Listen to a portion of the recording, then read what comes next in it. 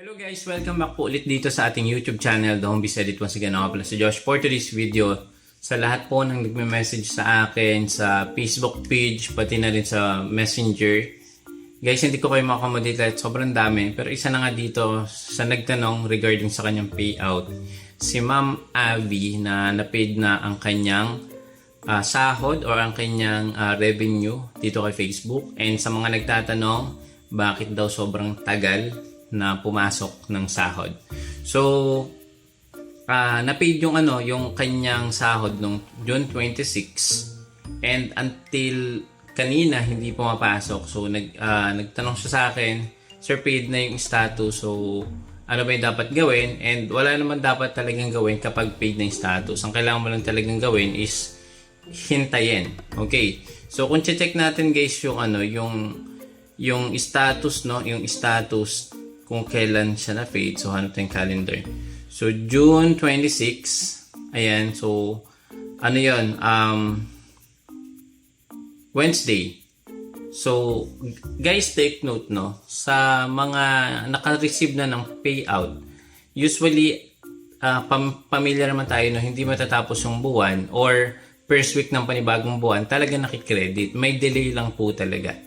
Okay, kung na-paid siya nung Wednesday, possible yan 27, 28, 29, 30. Kung hindi po Sabado or Linggo. Alam naman natin, Sabado, Linggo is wala talagang banking days ng ganyang araw. So, 26 is na-paid yung status. So, 27, 28, Huwebes, Biyernes, so possible Monday or Tuesday. So, ang good news kanina, Tuesday, July 2, pumasok po ito.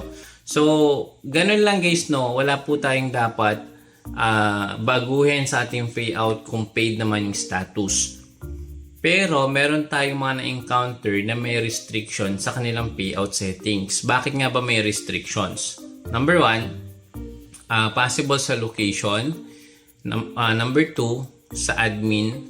Kung maraming admin yung account nyo or pabago-bago na admin, or may mga unusual activities, may mga restrictions sa videos, more on copyright claims, and then yung mga bawal totally kay Facebook. Which is nakikita ko yung mga online games, posible po ma-restrict ang ating payout kapag ang content po natin ay may mga halo po na online games. So, hindi ko sinasabi lahat affected dito, pero meron ako nakita na isang account is meron siya mga pinupost na online games. And kapag na-detect yan ng system ni Facebook or may nag-report, posible talaga even yung sahod, pati yung video natin is maging uneligible or magkaroon ng restrictions. Okay? So, yun, good thing pumasok itong kanyang sahod. Medyo malaki din to at malaking tulong din to sa kanya. Sabi niya dito, sabay nagpadalas din sila ng 26 ng invoice. Take note case, kapag may invoice na tayo, mas malaki yung chance na makredit yan ni Meta. As long na wala pa yung invoice, medyo kailangan natin i-appeal, kailangan natin i-report. Or kailangan natin i-double check yung settings ng payout natin. Tama ba yung bangko? Tama ba yung country? And then yung category natin. Meron kasi diyang individual, non-profit, charity. So may iba ako nakita non-profit. Kaya iba talaga until now is on process or on hold. Pero may mga nakausap din ako, kahit non-profit is sumahod naman din sila. So hindi natin alam. Hindi lang po kayo na nanonood dito ngayon na on process or still on hold yung sahod. Marami pong delay ngayon yung sahod kay Facebook. So, swerte nyo kasi may expected kayong sasahurin. Ako wala kasi hindi umabot ng 100 minimum threshold yung yung payout ko this month. So, okay lang yun at least, 'di ba? Nag-upload pa rin tayo. Sabi nga 'di ba, maging active din tayo sa pag-upload. And then make it yung original, and then syempre engaging and informative content. First time ko lang po sa sahod sa Meta, kaya clueless po ako. So sa lahat ng first time sa sahod, and then kung malaki yan, mas mataas yung yung risk ng ating account kasi nga check yan sa mga video natin na in-upload natin. Posible, kaya lumaki yung sahod mo dahil nakapag-upload ka ng unoriginal content na walang nakiklaim. So, bine-verify pa lahat yan ni Facebook. So, napakaswerte mo kung malaki sahod mo pero hindi original yung video na sa'yo. So, meron ako nakitang ganyan, ang lalaki ng earnings pero unoriginal content. So, isang reason yan kung bakit still on process, no? Baka may nagki-claim ng video revenue sa in-upload mo na video na hindi sa'yo. So, wag po nating mag-upload ng mga ganyan kasi totally down bigla ang engagement or yung visibility nyo kay Facebook. Or mas worse is maging not recommendable or hindi na tayo visible sa wider audience. And then, kapag check niya ngayong araw lang din, etong bangko na ginamit niya is Union Bank of the Philippines. So, tinanong ko, ito bang bangko niya is nakaka-receive ng international remittance or payout or USD account. So, yes naman, nakaka-receive kasi etong si Ma'am Abby is isang freelancer. So, nakapag-transact na siya ng international remittance gamit itong kanyang Union Bank na bangko. So, pwede po yun, Huwag nyo lang pong ililink yung mga bangko na gamit nyo sa purpose or gamit nyo sa mga loan, sa mga pag-ibig, ayan, yung mga local banks. I suggest mag-open kayo ng bangko na talagang madali yung verification or ng remittance. Talagang i-disclose nyo kung saan ba siya gagamitin. Like for example, yung experience ko, nag-open ako recently lang ng video account. So sabi ko, gagamitin ko siya sa sahod sa Facebook at sa YouTube. So naka-open naman ako ng account.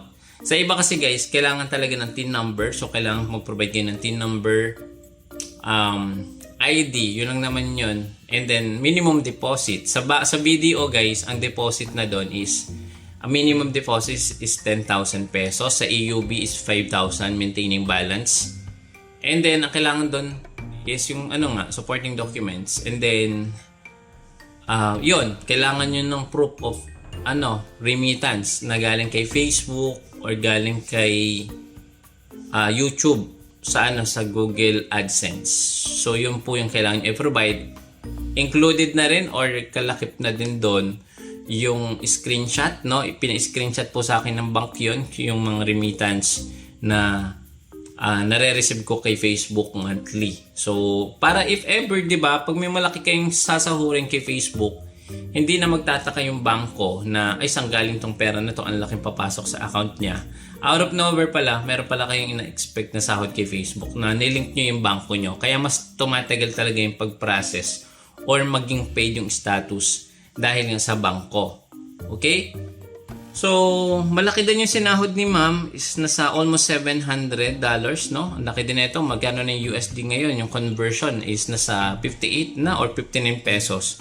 So, $700 times natin sa 58. So, almost, ang na-receive niya is 38,000. So, possible, meron yan tax or less sa transaction fee dito sa bangko. So, not bad. 40,000 sa unang sahod mo kay Facebook, 'di ba?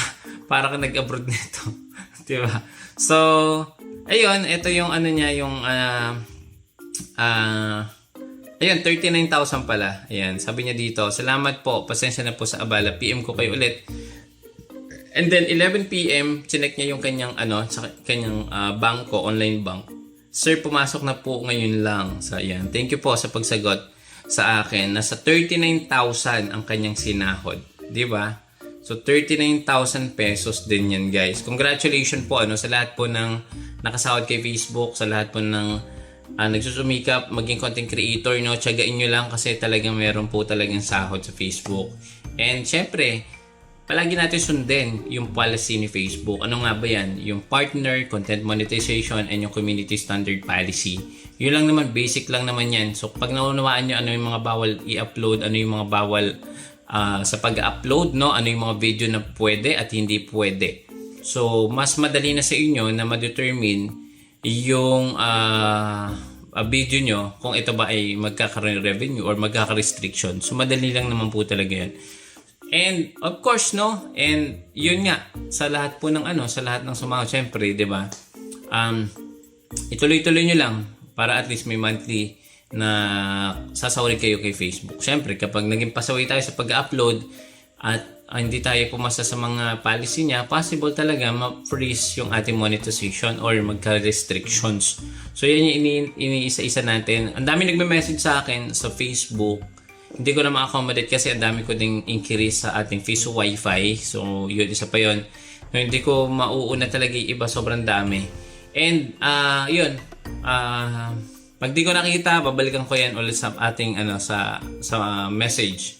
So, isa na nga dito si Ma'am Avi, no? And congratulations, no? Na-receive na kanyang first payout dito kay Facebook. Yun lang, guys. Thank you so much. Sa lahat na may inihintay na sahod, hintayin nyo lang kung paid status yan. Kung on process, huwag kayong mag-alala, papasok yan.